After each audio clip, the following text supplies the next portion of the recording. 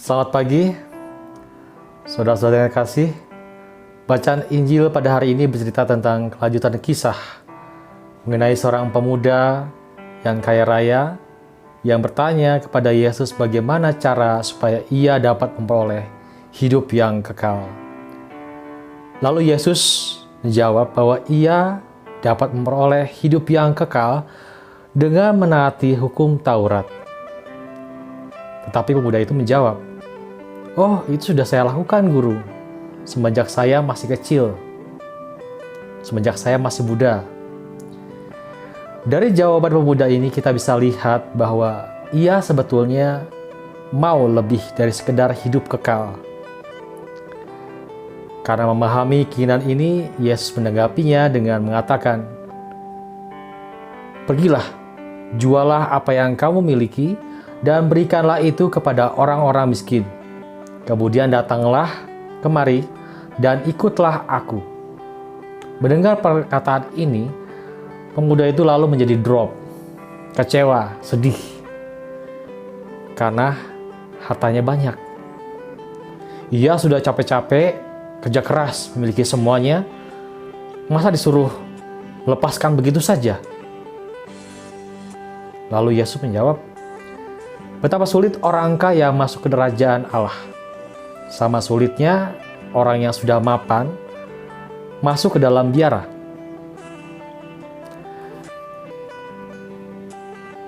Nah, Injil pada hari ini berfokus pada tanggapan Petrus.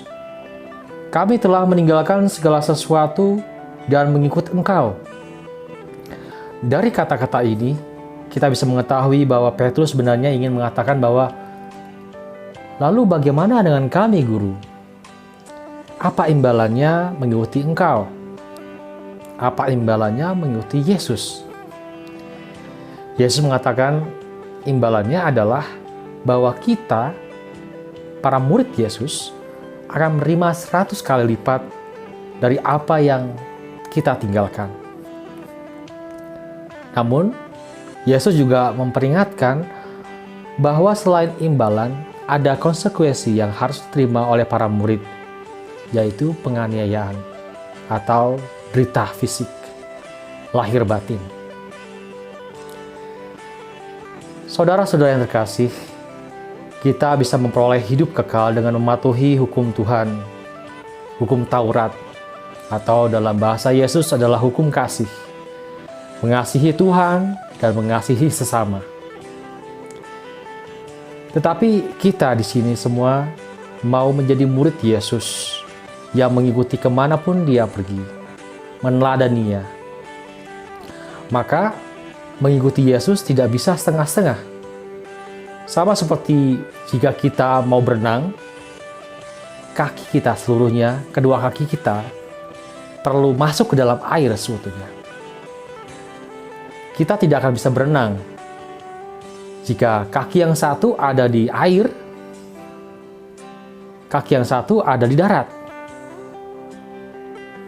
Tidak bisa berenang.